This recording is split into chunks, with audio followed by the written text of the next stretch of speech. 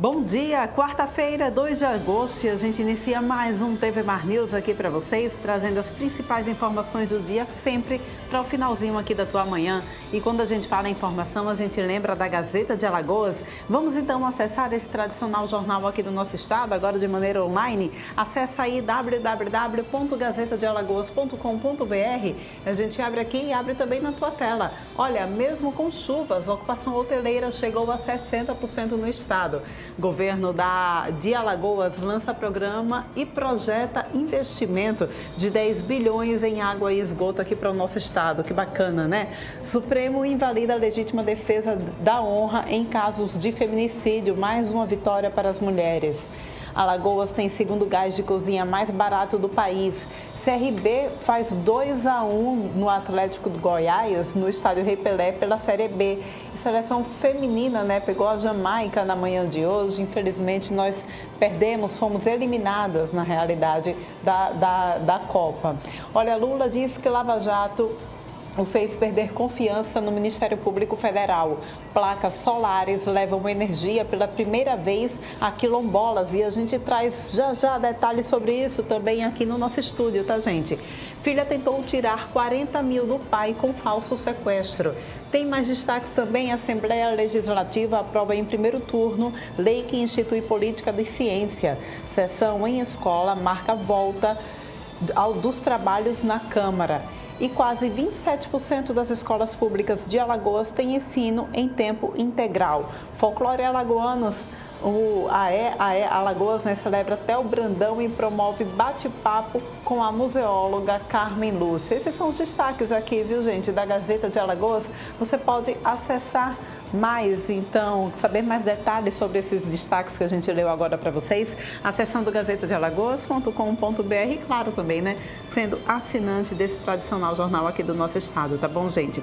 Olha, a gente abre o nosso programa hoje trazendo essa triste notícia, né, falando sobre o futebol feminino, em que a seleção brasileira empatou com a Jamaica em 0-0 e ficou em terceiro no grupo F, sendo eliminada então da Copa. A equipe teve o domínio das ações no jogo, porém não conseguiu marcar. O Brasil não fica fora da fase do mata-mata, gente, desde 1995.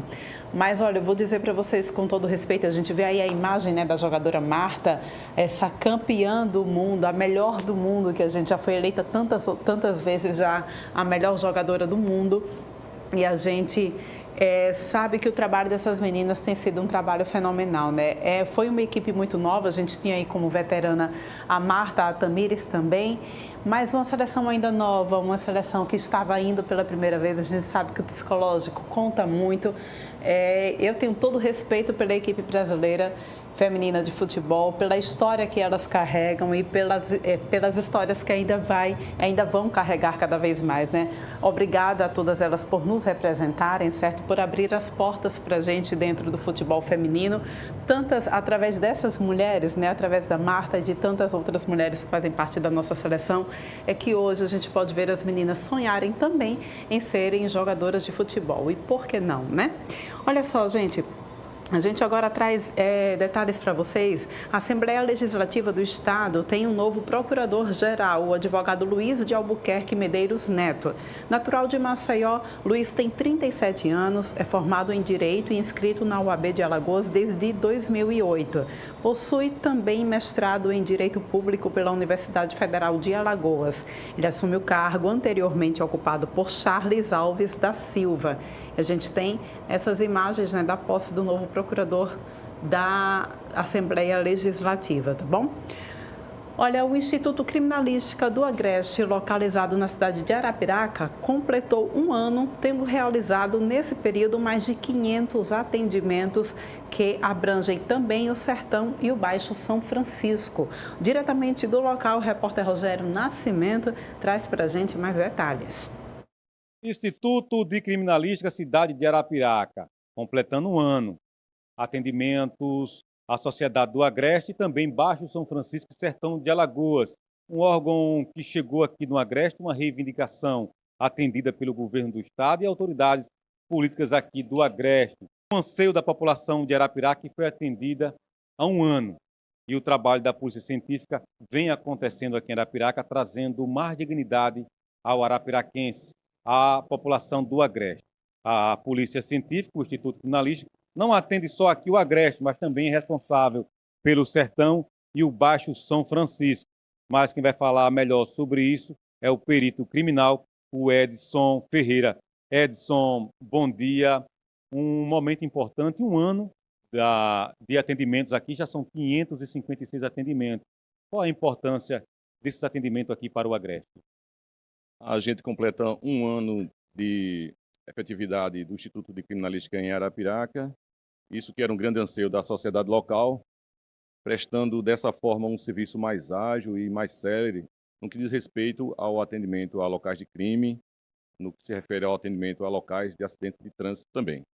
556 atendimentos em um ano, um número considerado bom para os atendimentos, tranquilo, aqui para essas três regiões. A segurança pública tem registrado uma diminuição nos índices de violência, mas a gente observa que ainda é um número um tanto quanto expressivo, né? O nosso intento, o intento da Secretaria de Segurança Pública é que esses números diminuam ainda mais. O Instituto de Criminalística ele atende o Baixo São Francisco, Sertão e também todo o Agreste, acidente de trânsito, também mortes violentas, não é isso? Isso.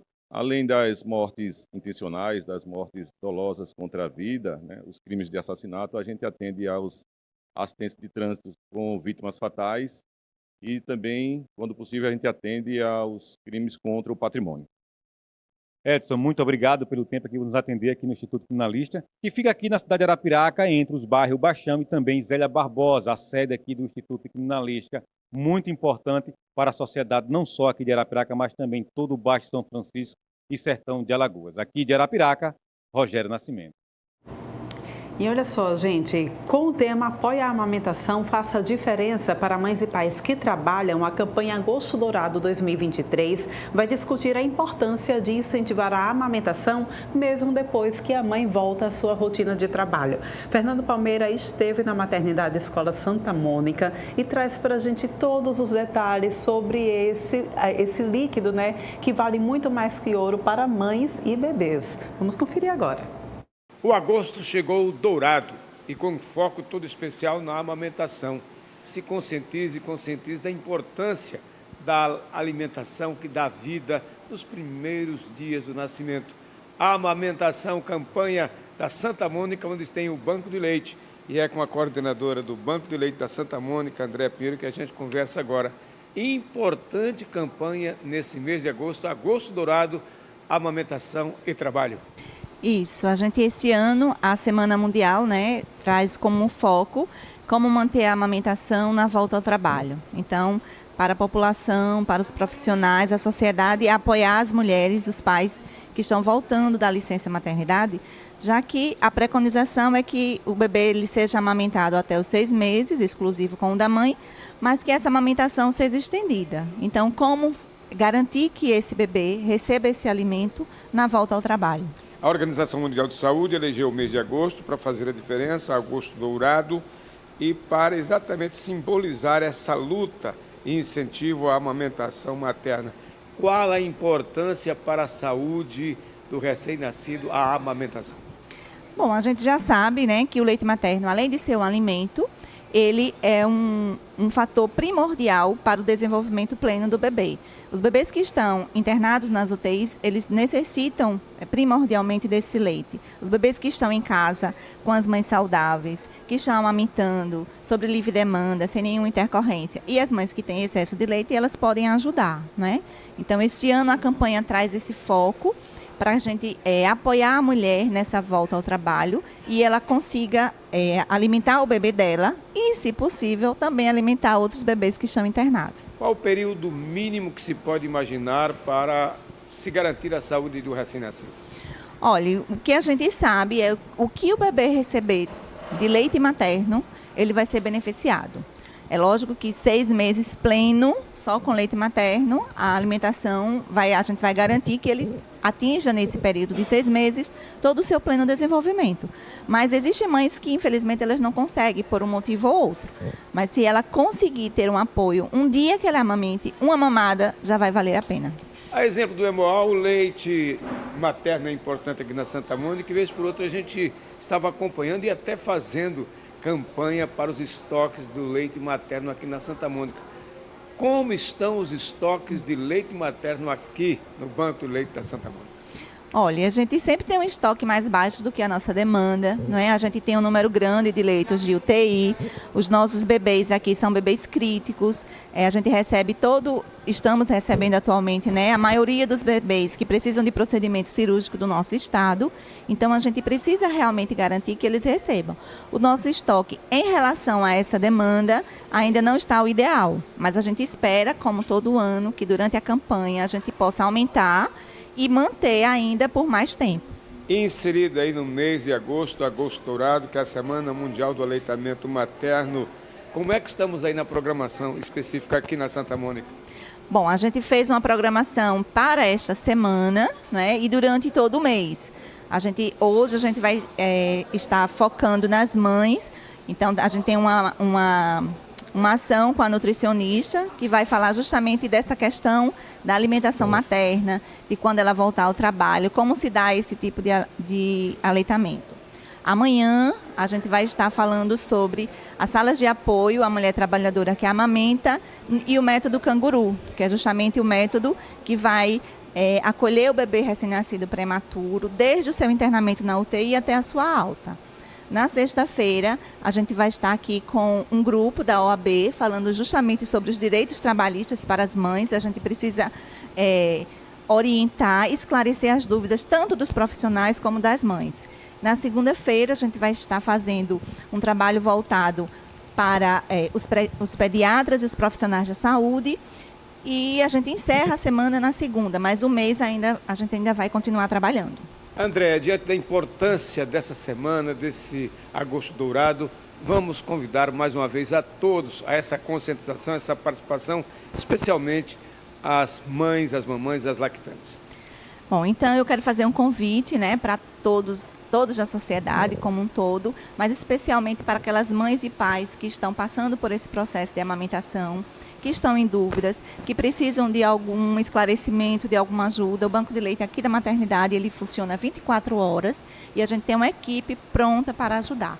Então, se você está com alguma dificuldade, venha nos procurar. Com as imagens do Chico Nogueira para a TV Mar da organização Maratona de Melo no canal 525 NET. Claro. E olha só, gente, o Sindicato da Advocacia se reuniu na tarde dessa segunda-feira com o novo superintendente do Instituto Nacional do Seguro Social, INSS, Marcos Antônio Figueiredo Araújo. Eles levaram até o novo superintendente uma gama de pautas que já é um pleito antigo da categoria, viu? E a gente vai saber mais detalhes, que pleitos são esses e como é que estão o andamento deles agora, recebendo aqui no nosso estúdio Daniel Gueiros, ele que é coordenador do Sindave. Bom dia, seja bem-vindo aqui ao nosso estúdio, Daniel. Então, vocês trazem, né, as discussões, né, nessa reunião que aconteceu na segunda-feira. Eu queria que você já falasse para a gente, né, quais são os desdobramentos dessa reunião que aconteceu. Pois é, nós temos essa pauta já há algum tempo sobre a ampliação dos serviços do INSS em Alagoas.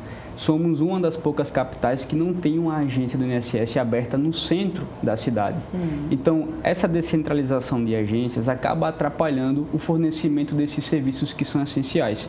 Embora hoje boa parte dos serviços que o INSS fornece ao cidadão esteja concentrada no meio virtual, é muito importante que exista o fornecimento da pauta de perícias médicas e avaliações sociais de uma maneira que consiga cobrir principalmente o centro de Maceió, que tem aquela região administrativa e, consequentemente, no cotidiano, tem uma maior circulação de pessoas. Pois é, né?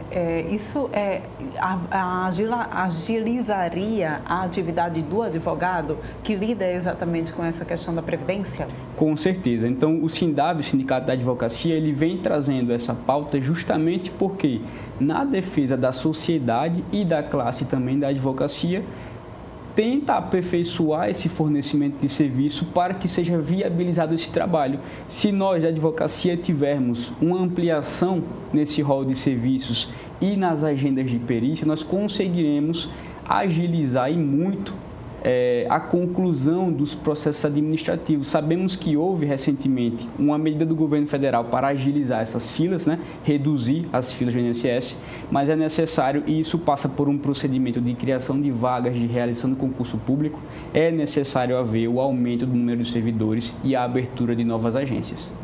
E como é que foi a recepção do SINDAV, né? Como vocês foram recebidos lá na superintendência do INSS? O Marcos Antônio nos recebeu muito bem, informou que vai fazer esse encaminhamento e, como eu falei, é necessário que haja uma apreciação, né? Que seja apreciado esse pedido para ver a possibilidade de aumentar esse número de vagas de servidores públicos, que vai beneficiar muito a sociedade, e também toda a logística necessária para que seja viabilizada a abertura dessa agência. Então, ficamos muito contentes com a forma como fomos recebidos e também fizemos diálogo com outras esferas. É necessário uma atuação conjunta de Poder Legislativo e do Executivo com a advocacia, nesse caso o SINDAV, para concretizar esses pedidos.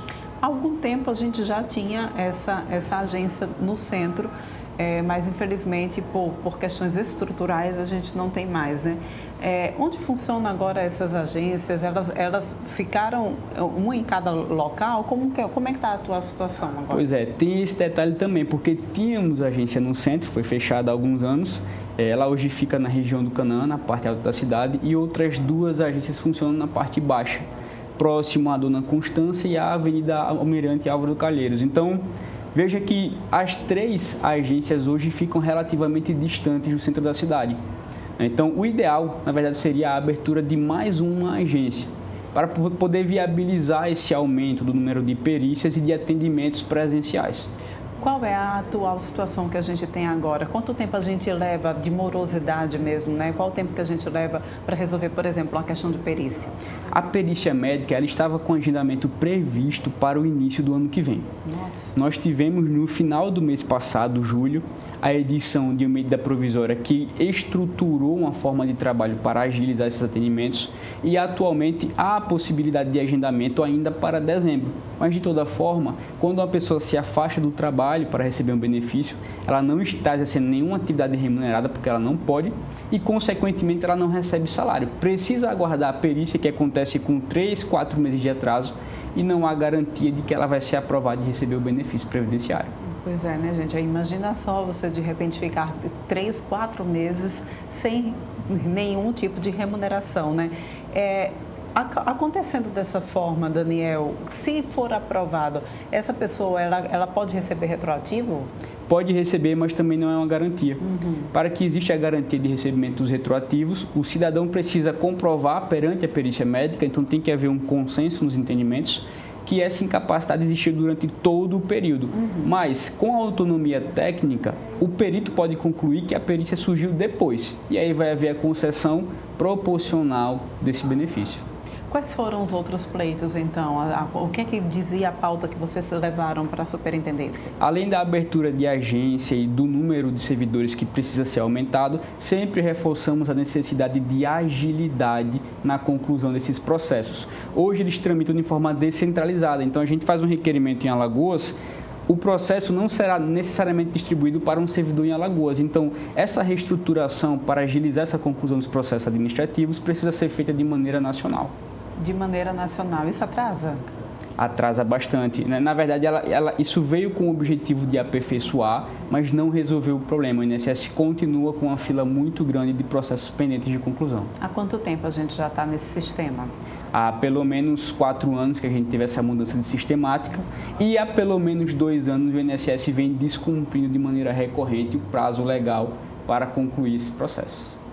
Pois é, né? E aí a participação do SINDAV, né, o Sindicato da Advocacia, vem então exatamente com esse pleito, tanto a favor dos advogados que trabalham com essa seara da Previdência, quanto mesmo para a população.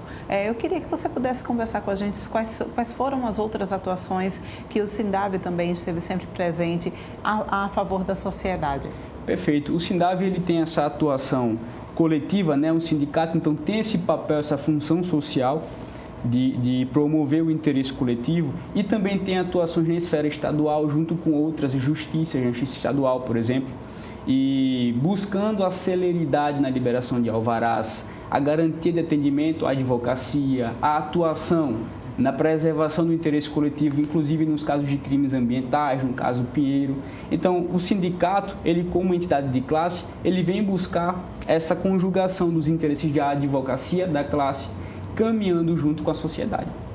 Em relação a esta pauta que a gente está debatendo agora, a gente tem prazo? De repente, a superintendência do INSS deu algum prazo para resolver alguns quesitos? Por enquanto, não há um prazo fixado, por isso que é importante a gente sempre reiterar esses encontros para reforçar as pautas que foram apresentadas. Utilizar também, né, dos meios de comunicação é uma boa estratégia também, né? Perfeito, e sempre fazer um convite para que a advocacia faça a filiação ao sindicato, se sindicalize. Pois é, e a gente já adiantando aqui, né, que nós estamos no mês dos advogados, inclusive, né? Dia 11 de agosto é dia do advogado, já parabenizo você e a toda a categoria, tá bom? Obrigado. Obrigada, Daniel, pela tua participação. A gente vai agora para um rápido intervalo, volta daqui a pouquinho com mais informações para vocês.